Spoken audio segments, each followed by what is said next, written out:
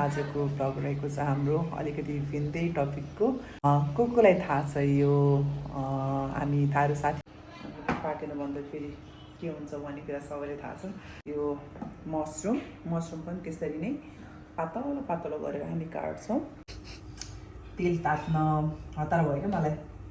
Brown हुन दिने, brown भइसकेपछि गार्लिक पनि सँगै मिसाउने। गाडीको टायरहरू के सदुपयोग गरेको के नगरपालिकाको त्यो फर्स्ट फ्राइड यो चाहिँ रोटी रेडी। खाने स्टाइल के है यो चाहिँ जस्मिनको खाने style. Hello everyone, welcome back to my channel. आजको ब्लग रहेको छ हाम्रो अलिकति भिन्दै टपिकको। म हजुरहरूलाई देखाउँछु है त म के गर्न गइरहेको छु भनेर। आज चाहिँ मेरो ब्लग रहेको छ चाहिँ किचनको है। कोलाई थाहा छ यो हामी थारू साथीहरूलाई त पक्कै पनि थाहा होला। यसलाई चाहिँ हामीले थारू भाषामा सेजुवा रोटी भन्छौँ। नवलपुरको चाहिँ चिताङको थारूहरूले चाहिँ यसलाई टिक्री भन्ने गर्नुहुन्छ। म चाहिँ कसरी यसलाई खान्छु भनेर म हजुरलाई देखाउँछु बनाएर।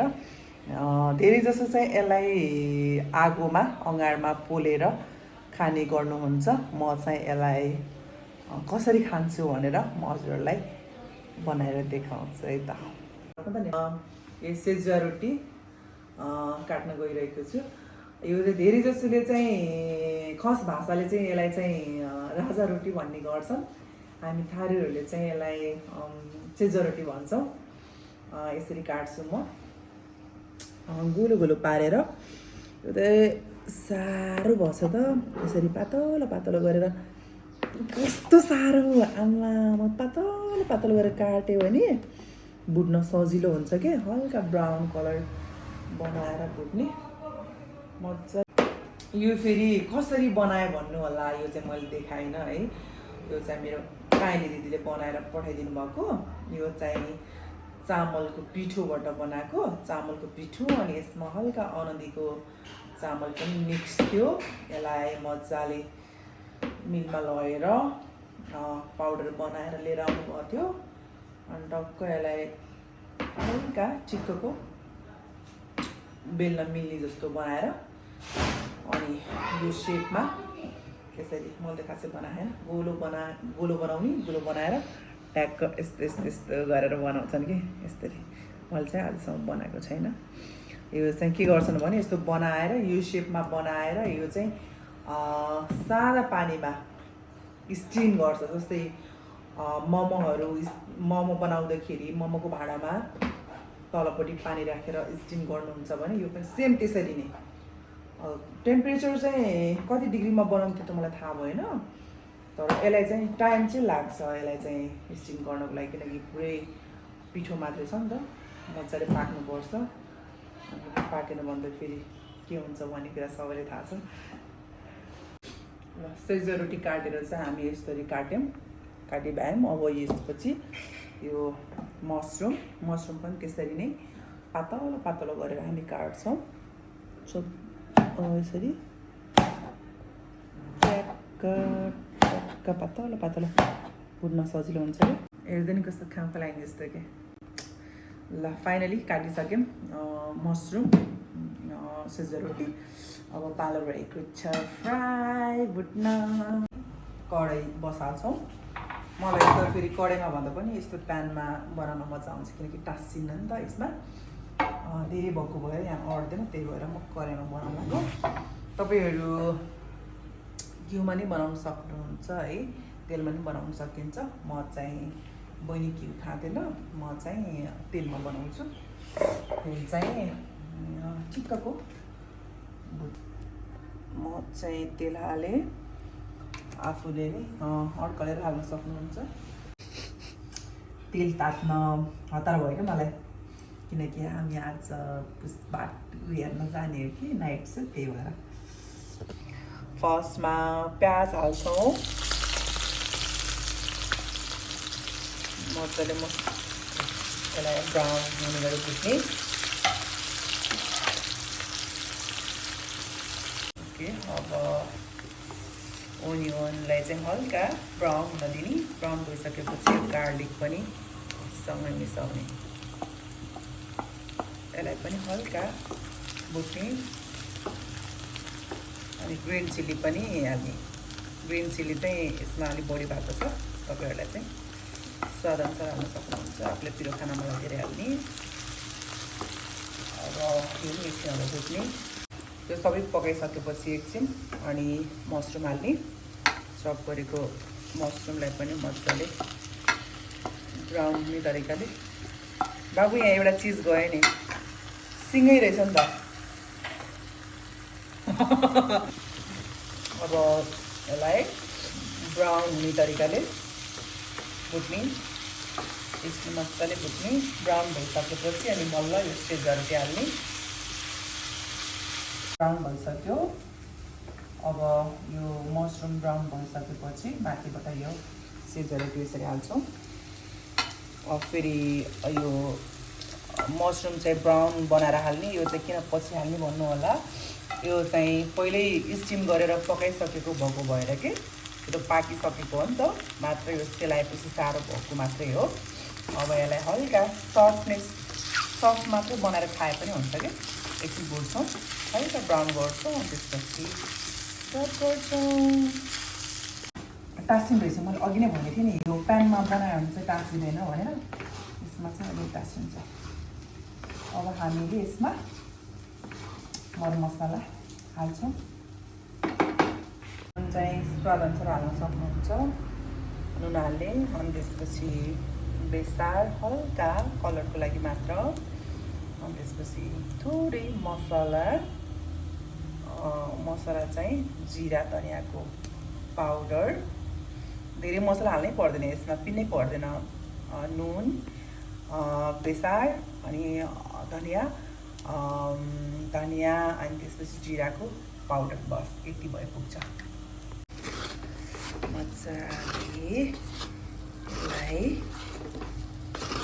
भुट्ने, मसला पाक्ने गरी।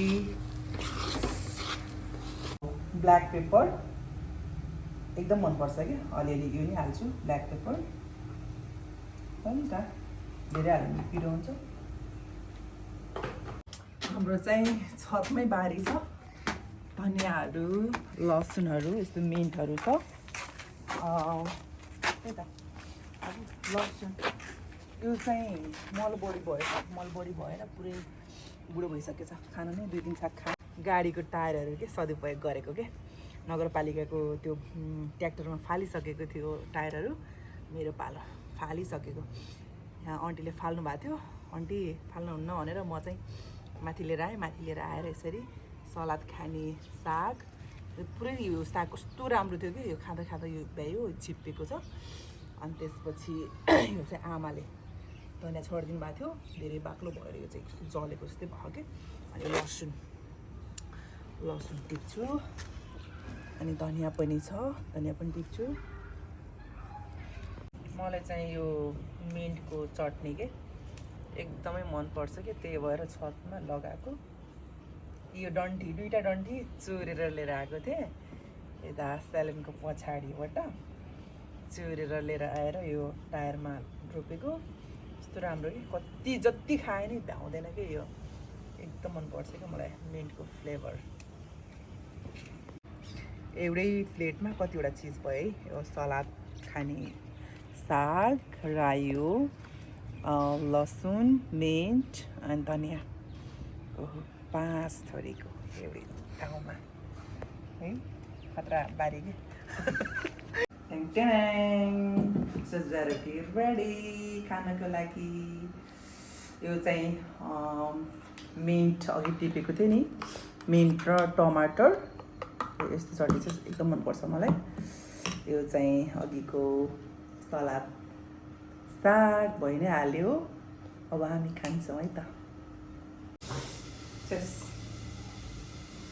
फर्स्ट फ्राइड, यो चाहिँ हट लेमन विथ हनी।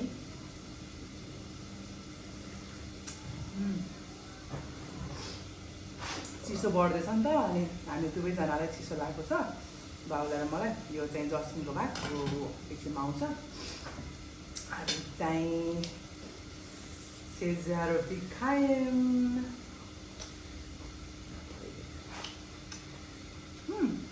चटनी कस्तो मिठो।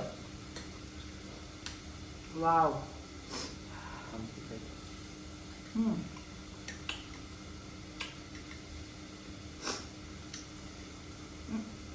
कस्तो हाँस्नुमा लाग्छ भयो।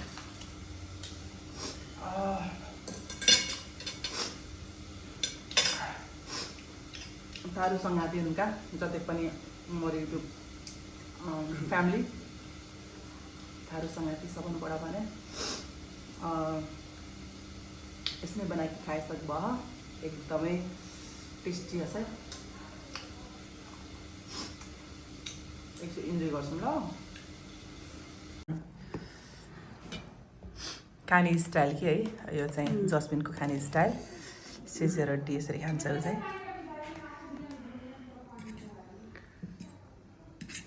चट्ट लगाएर माथिबाट अब यसलाई यसरी ल्याप गरेर क्वाप खाने। मिठो छ। पहिला निला नि बल्ल भन्।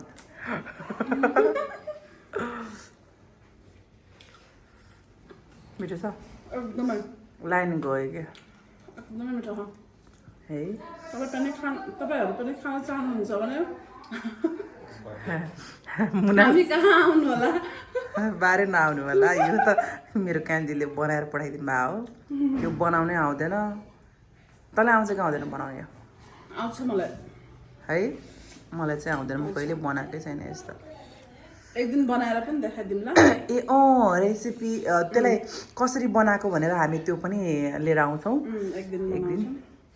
मोमोको भाँडामा हामी थारूहरूले चाहिँ यसलाई के अरे घैँटो हुन्छ नि माटोको भाँडामा होइन, माटोको भाँडामा बफाएर खान्छौँ। माटोको भाँडा आजभोलि पाउन नि गाह्रो हुन्छ। मोमोकै भाँडामा नि बनाउन सकिन्छ मजाले। उसलाई नै गयो है। बुझ्छ। Okay by by. हाम्रो भिडियो कस्तो लाग्यो होइन हजुरहरूले लाइक कमेन्ट गरिदिनु होला।